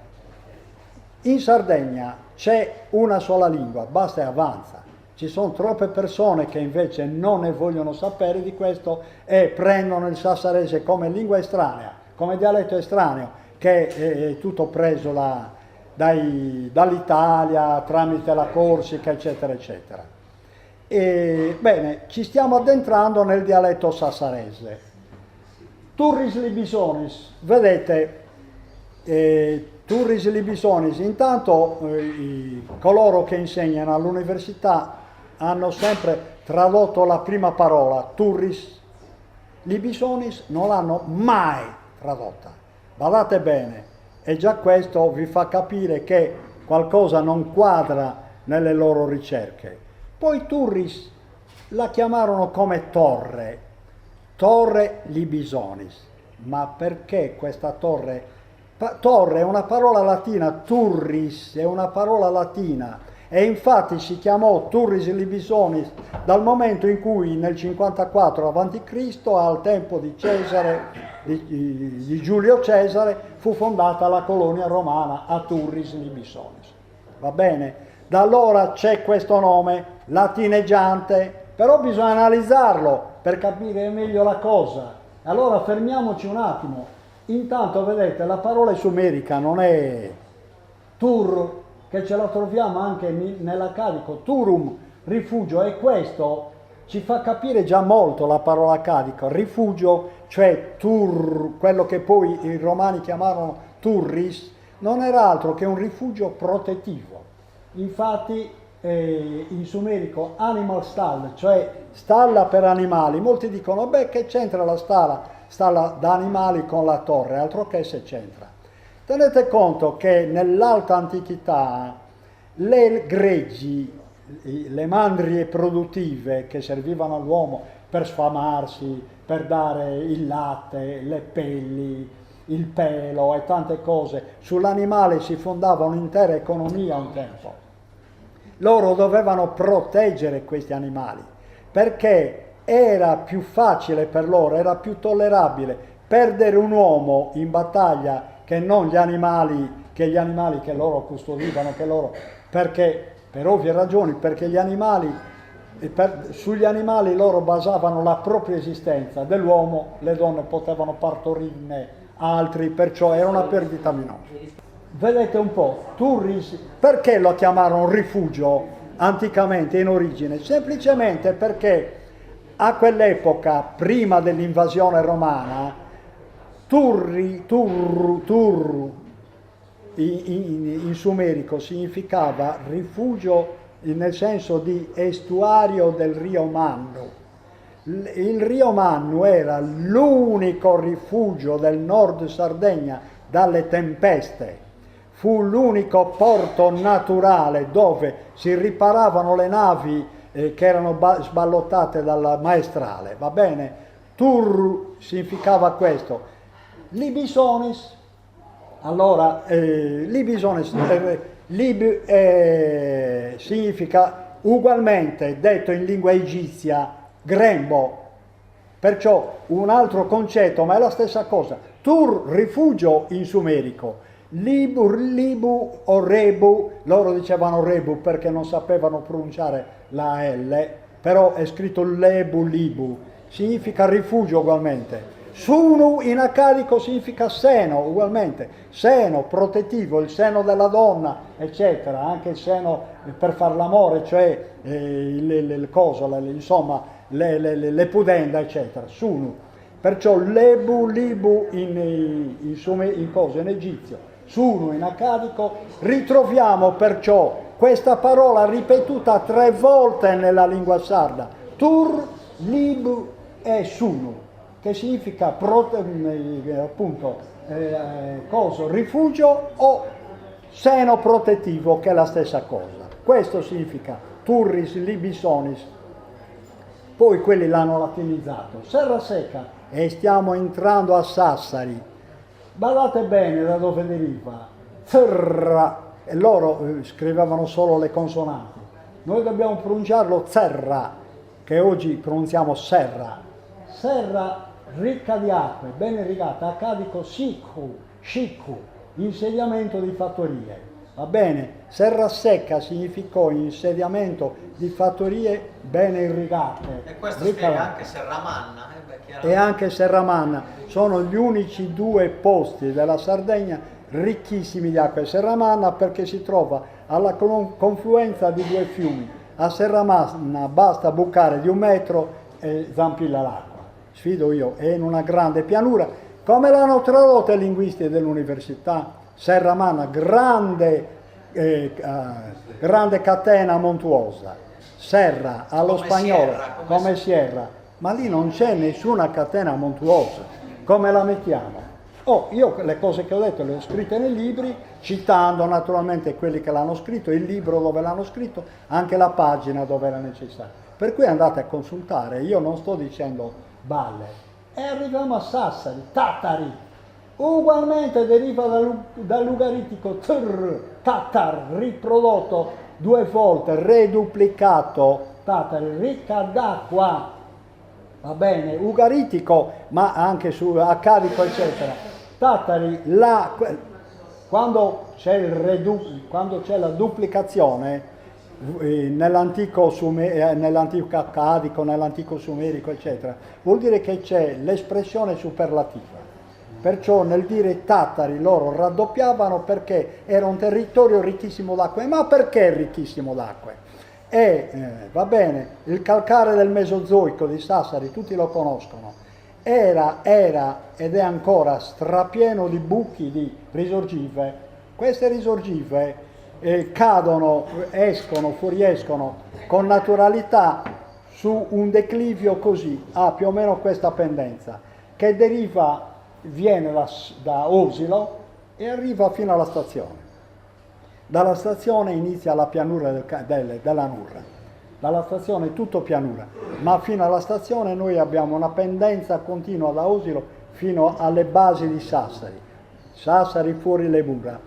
Infatti non a caso, prima che asfaltassero tutto, prima che cementificassero tutto, Sassari era ricchissima di acque. Per esempio la fontana di Rosello, poi la fontana di Ragonza, la fontana di Santa Maria, che ora non dà più acqua, ma non danno più acqua a queste fontane perché hanno asfaltato tutto, perciò l'acqua che piove scorre sull'asfalto e se ne va nelle canalizzazioni messe apposta, nelle fogne. I palazzi ci hanno costruito sopra, no? Palazzi costruiti.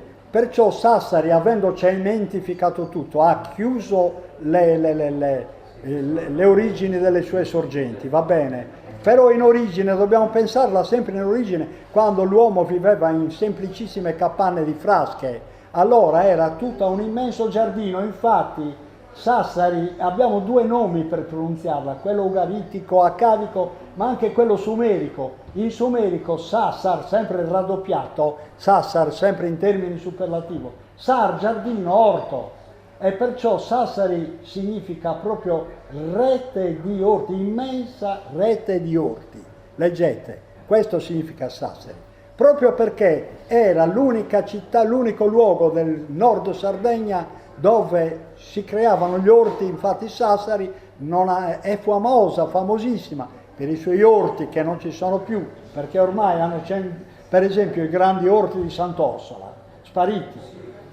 Hanno cementi. Ecco, San Pietro. Dalle Conce in poi, Ecco. Sassari aveva gli orti che arrivavano sino a Molafà, Esatto. Giunchetu e tutta quella Esatto, tutti esatto. Tutto. Ecco, Ecco. e Cioè, era sulla confluenza. esatto, andiamo pure avanti, Nicola. Bidincuri. E qua arriviamo proprio alla storia, e se volete fermarvi, altrimenti riprendo in una nuova lezione. Sto cercando di andare veloce, ma non si può andare più veloce di così. Perché ho scritto Bidincuri? Per noi sappiamo che significa. I sassaresi per Bidincuri intendono uno dei paesi. Va bene? Va bene. E allora chi erano questi Bidincuri? In origine, quando nel 54 a.C., e qua siamo alla lingua sassarese, seguitemi bene, prendete appunti. Quando nel 54 a.C. fu creata la colonia nel nord Sardegna per creare il pandan con l'occupazione di Calaris, no, bisognava creare un pandan anche nel nord Sardegna. Calaris andava controllata per vari motivi e allora nel nord Sardegna si creò la colonia romana. Prima Turris Libisonis, però il territorio sassarese era notissimo come portatore di acque che creavano un terreno fertilissimo. Chi conosce i terreni di disfacimento non del Mesozoico, del terziario recente, sa benissimo che i calcari teneri producono un terreno fertilissimo. Ecco, perciò loro occuparono il nord Sardegna non solo per controllarlo i romani, ma anche perché c'erano i fertilissimi orti di Sassari, che originariamente, evidentemente, quegli orti, per ovvie ragioni, erano occupati, ma così sparsamente, dai vari agricoltori della zona, una capanna qua, una là, ognuno aveva il suo appezzamento di terreno, era stanziale. Ecco perché in origine lo chiamarono grande rete di fattorie, perché evidentemente già in origine c'erano delle fattorie, non importa costruite in che modo, ma erano fattorie produttive. E i romani questo lo capivano, per cui, avendo la loro base a Porto Torres, per ovvie ragioni, c'era il porto, era un punto strategico, però avevano bisogno del territorio sassarese per produrre. E allora cosa fecero? Chiaramente cacciarono tutti gli abitanti di quegli orti, li cacciarono verso i paesi, verso un destino di pastori, e loro si impossessarono, i romani, delle terre fertili, va bene? Ecco, e allora lì iniziò la cosa, la diatriba, la lotta, ci fu una vera e propria lotta che chissà quanti morti portò nei secoli, però noi troviamo i sassaresi che ancora oggi detestano i paesani e li chiamano Bidincuri, ma Bidincuru in romano, nell'antico romano, significa abitatore delle ville, cioè dei paesi, di Sasbiddas. Incola, ville incola, letteralmente in antico romano, cioè abitatore delle ville, Bidincuru. Però per noi romani, mi ci metto anch'io perché sono sassarese, per noi romani quel Bidincuru era offensiva, e allora loro come rispondevano? Guarda un po', Tartaresu, Magna Caula, perché gli antichi romani erano specialisti in agricoltura più che in allevamento. L'allevamento lo lasciavano fare ai popoli vinti, loro però si impossessavano di terreni fertili per esercitarvi l'agricoltura. Tartaresu Magna Caula deriva da allora, vedete, non ve le dico più, vedete voi stessi le origini, dalla carico caulum, magna, dalla carico manu, dare cibo. Allora i sassaresi, evidentemente sempre in lotta contro i biddincuri, escogitarono anche la maledizione, la grozimara. Io, quando al mio professore di glottologia all'università dissi che la famosa bestemmia romana malam crucem esisteva anche a Sassari, lui rimase sbalordito. La grozimara. Sapete bene che il cittadino romano non poteva essere messo in croce, perciò questa maledizione era espressa esclusivamente contro i biddincuri. Solo loro potevano essere messi in croce perché non erano di stirpe romana. Allora loro come rispondevano? O mengu! Sapete tutti che significa? Agricoltore tonto. Mengu, ecco da dove deriva, amante dei gufi. Perché amante dei gufi? Perché semplicemente gli agricoltori romani, i fondatori di Turris e poi occupanti abusivi del territorio sassarese, loro guardavano, facevano guardiania a turna anche agli orti, perché dai paesi vicini con le greggi cercavano di invaderli gli orti. Perciò chiamavano questi che durante la notte facevano la guardia agli amanti dei gufi. Mengu significa questo. No, andiamo oltre. E sempre quelli dei paesi, allora per vendetta, Tattaresu impicca Babbo. Molti dicono che non è vero, è verissimo, ma per Tattaresu siamo sempre fermi agli antichi romani. Guardate bene, siamo ancora fermi al momento dell'origine del dialetto sassarese. Tattaresu impicca Babbo, vedete un po' da dove deriva. Piccu, in babilonese piccu, strangolare. Anche in questi giorni abbiamo visto che presso certi popoli c'è ancora la orribile tradizione di strangolare i propri familiari. E avete visto che è successa quella ragazza italiana che è andata in Pakistan, l'hanno strangolata e le hanno spezzato addirittura l'osso del collo, il padre. Figuratevi, perché questa tradizione è estremamente antica e si tentò soltanto ai tempi di Vespasiano nel 69-79 con un senato consulto chiamato Macedoniano, si tentò di porvi rimedio perché l'assassinio del padre era legittimo in epoca romana, durante l'impero romano. Perché? Perché la famiglia romana partiva dal capostipite finché non moriva e perciò sotto il pater familias ci stavano i figli, i nipoti, i pronipoti, e tutto il peculio, la proprietà, era tutta in capo al pater familias. Per cui quando il figlio si rompeva le palle, a un certo punto dice: babbo, tu non ci fai più vivere, non ci consenti di fare contratti, non ci consenti nulla. Lo strangolavano. Tattaresu impicca babbo, infatti l'impiccagione non è altro che uno strangolamento più violento, però è sempre strangolamento. Andiamo avanti. Perciò quando si dice Tattaresu impicca babbo, prendiamocelo, è così. Anch'io sono evidentemente derivato dagli antichi romani. Allora, veniamo un po' come dire, al cuore della lingua sassarese, del dialetto sassarese. Qua Wagner ha inventato questa parola perché in un paesino della Toscana, che non ricordo neanche il nome, si parla con un pochino così, no? E allora lui inventò, dice, tutto deriva dalla Toscana, Wagner. E ci sono che hanno studiato la Lisca toscana, tutti questi tre linguisti, Guarnerio, Reinsberg e Bottiglioni, loro però sostengono, diversamente da Wagner, che deriva dal celtico, però del celtico, per tutto quello che io ho studiato, non hanno mai saputo dire niente. Infatti cercherò di scrivere quanto prima qualcosa. Sul celtico hanno scritto le più grandi balle di questo mondo.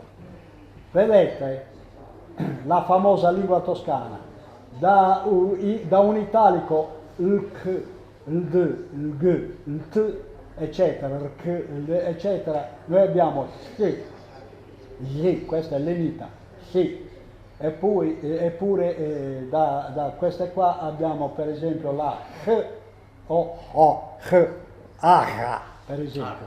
I Hudi per esempio, Aga, questo è quando è lenita. Guardate bene, Harasha. adesso andiamo oltre, il Harasha eccetera. Vedete, il sardo LK deriva dal modello semitico LQ oppure anche RG, balconi, scritto in altri dialetti sardi, bacconi, va bene, dal sardo LG abbiamo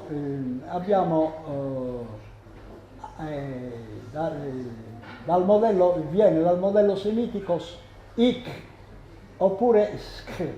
Abbiamo questi due modelli. Noi prendiamo questo modello sk, poi dirò qualche parola. Aja, alga, aja, ecco.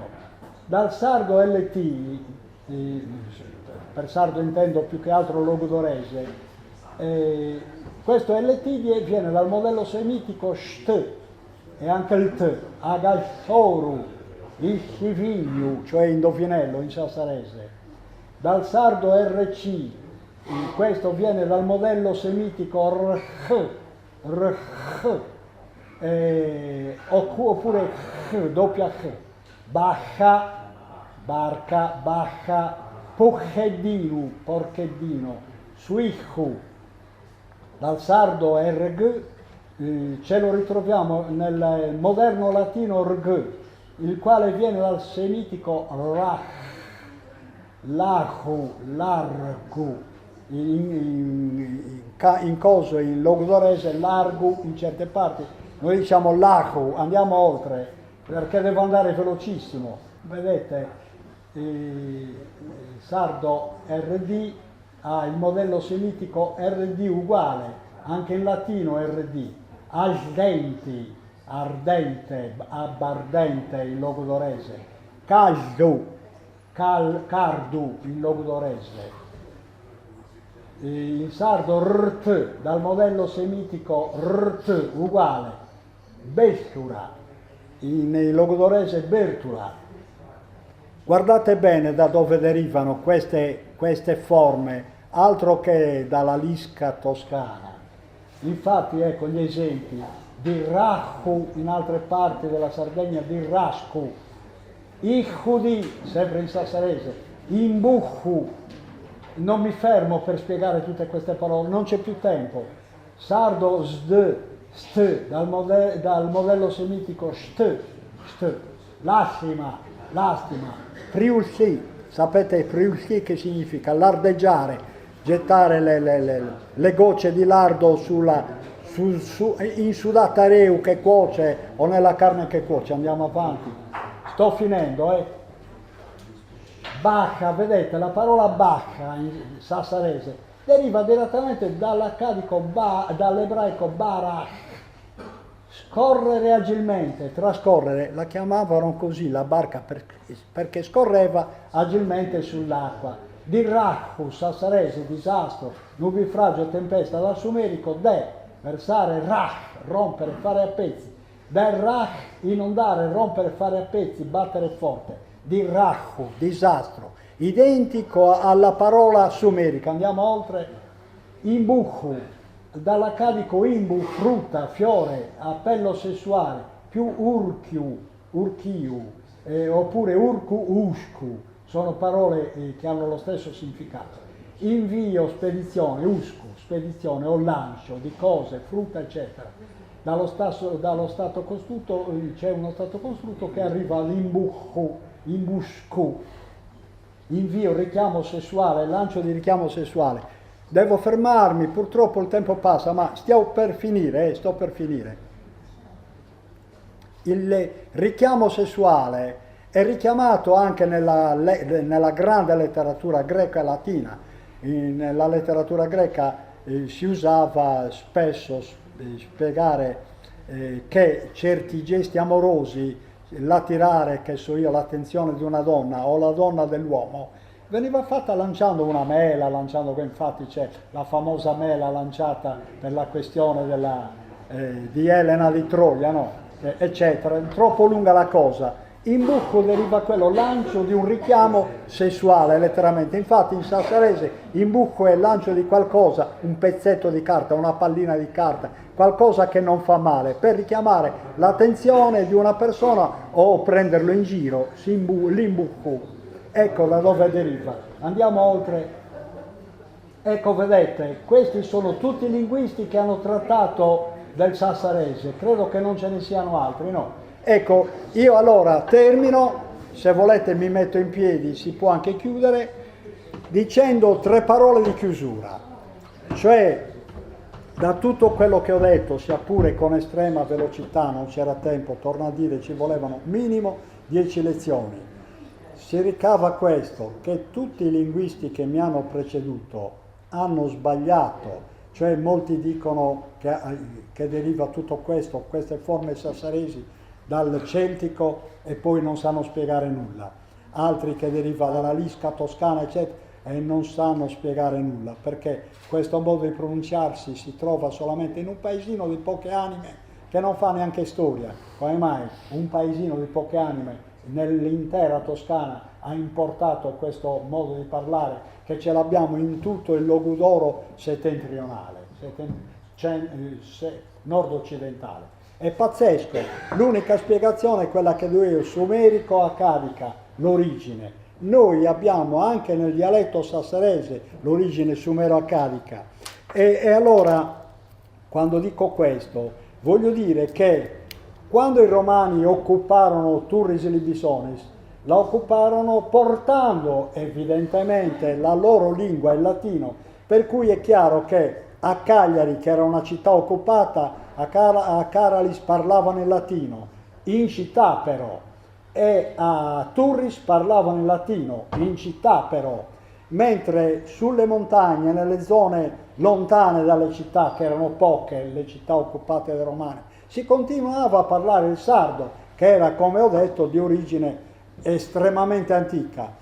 Pertanto cosa successe? È chiaro che i sassaresi, divenendo fondatori anche delle prime case, delle prime capanne, poi, o usurpatori delle capanne, dei ribidincuri, se ne impossessarono, li cacciarono e poi divennero loro i creatori della vera città di Sassari.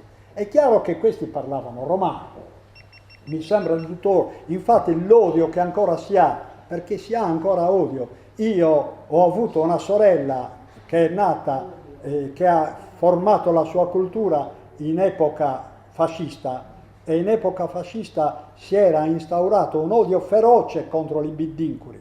I sassaresi erano nemici acerrimi degli bidincuri perché Mussolini non voleva nel modo più assoluto la fusione tra i bidincuri e i sassaresi e i cittadini in generale, e tutto questo vale per tutta l'Italia.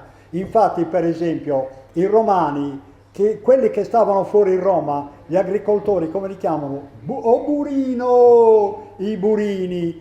Cosa significa burino? Significa aratore, dal latino buris, che è il manubrio, la parte superiore dell'aratro. Burino significa aratore, ce l'avevano sempre contro quelli che erano diversi dai cittadini. È sempre stato così nella storia del mondo, il contrasto feroce tra città e campagna, che spero che stia passando in Sardegna.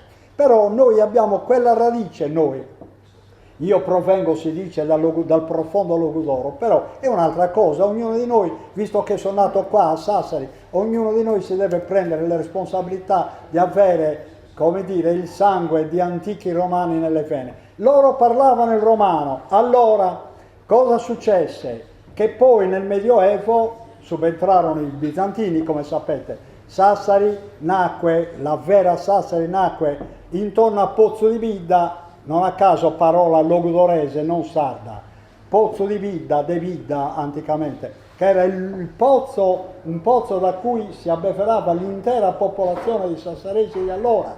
Un bellissimo pozzo doveva essere, e non a caso San Nicola nacque, sortì lì vicinissima, in linea d'aria era un passo, proprio perché lì c'era una sorgente ottima. Però i monaci bizantini parlavano greco e non possono, in Sardegna non abbiamo nessun influsso greco, nessuno.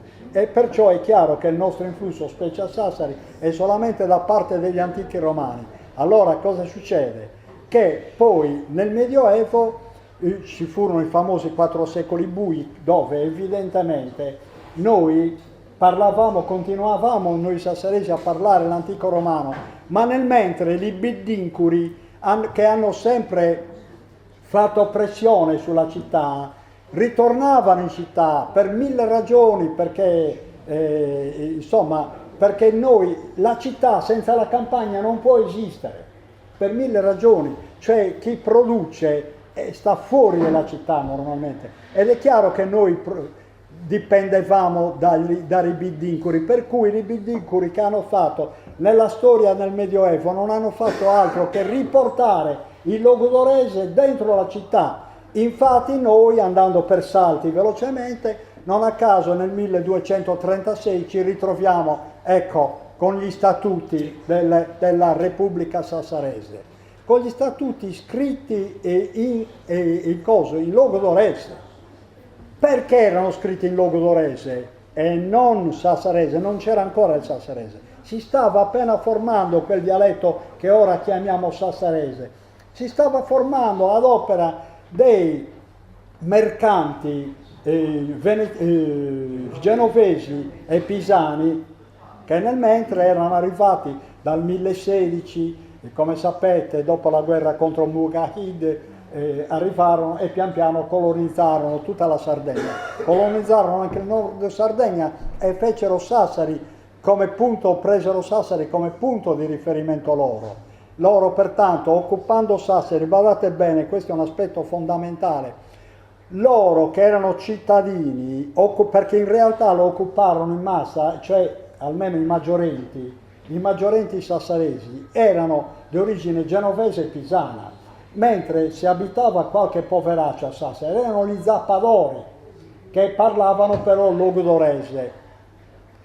Si impose una lingua mista, chiamiamolo pure franca, come volete, una lingua mista che era parlata più che altro dai nuovi occupanti, che erano tutti ricchi, i nuovi ricchi, mentre i sassaresi proprio zerraghi parlavano il logudorese di sicuro. Questo andò avanti fino a che fino a che poi con l'Aragona non ci fu un ritorno della sassareseria nelle braccia del nuovo occupante, che però parlava lo spagnolo.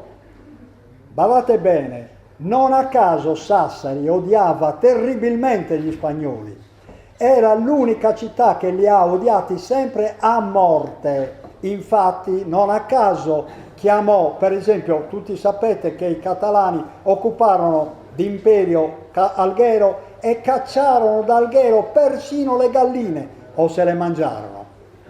Cioè tutti gli algheresi che parlavano logudorese si rifugiarono a Sassari. Noi torniamo alla Biddincuri o Mengu, Tataresi in Picababur, tornammo anche lì con le invettive, per esempio una delle invettive che avevamo contro i catalani è per esempio quella di chiamarli blata. Noi diciamo ligardarani per dire le blate. Erano i catalani che vestivano la palandrana nera, va bene? Perciò questo che significa? Che noi a Sassari evidentemente allora quando arrivarono i catalani avevamo già una borghesia commerciale affermata che parlava ormai un misto di logudorese e genovese e pisano. Ecco, sto finendo. Sì, no, così ti fermerei così magari se c'è qualche domanda. No, ecco, direi che è tutto finito lì e da allora, ecco, e finisco proprio in 4:48. E da lì noi continuammo con la coscienza di essere cittadini, gli biddincuri, erano cose diverse, va bene?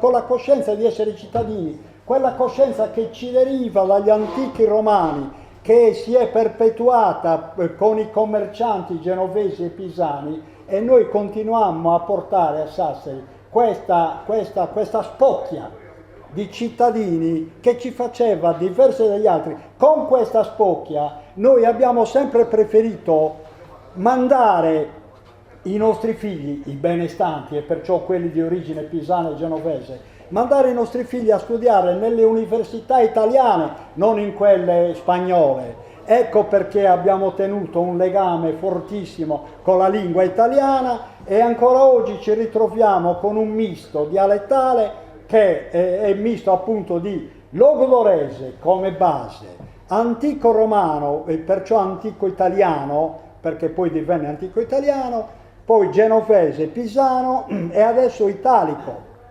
L'italiano dopo da 3 secoli che ce l'abbiamo tramite Savoia. Noi a Sassari abbiamo questo paniere, questo magma che connota il nostro dialetto.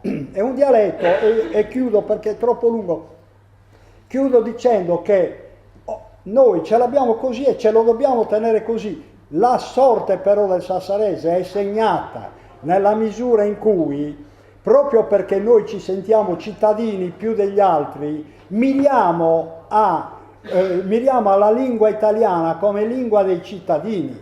Non so se mi spiego. Allora il problema è questo, sapere che ne facciamo di questo dialetto per il futuro. È un dialetto che certo non possiamo, e ho chiuso veramente, non possiamo congelare. È chiaro, la lingua è mobile, eccetera. Però possiamo stare attenti. Io nel mio dizionario ho esaminato 25.000 parole, ma non parlo tanto del mio, parlo del dizionario del Puddu, che ne ha analizzato 90.000. Del dizionario del Puddu, Mario Puddu, si può fare anche la tara, ma è il dizionario al quale dobbiamo mirare in futuro. Lì nel dizionario, in quel dizionario, il Puddu ha raccolto tutte le parole sarde e le ha santificate tutte dall'estremo sud all'estremo nord, tutte come parole sarde, per cui se noi non ci atteniamo alle parole sarde, anche noi sassaresi, alle parole sarde per resistere, e invece facciamo come stiamo facendo, di copiare pedissequamente dall'italiano, è chiaro che il dialetto sassarese, quell'equilibrio miracoloso di vari dialetti antichi che ancora conserviamo, è chiaro che in pochi decenni sparirà del tutto. E io ho terminato, perdonatemi un troppo.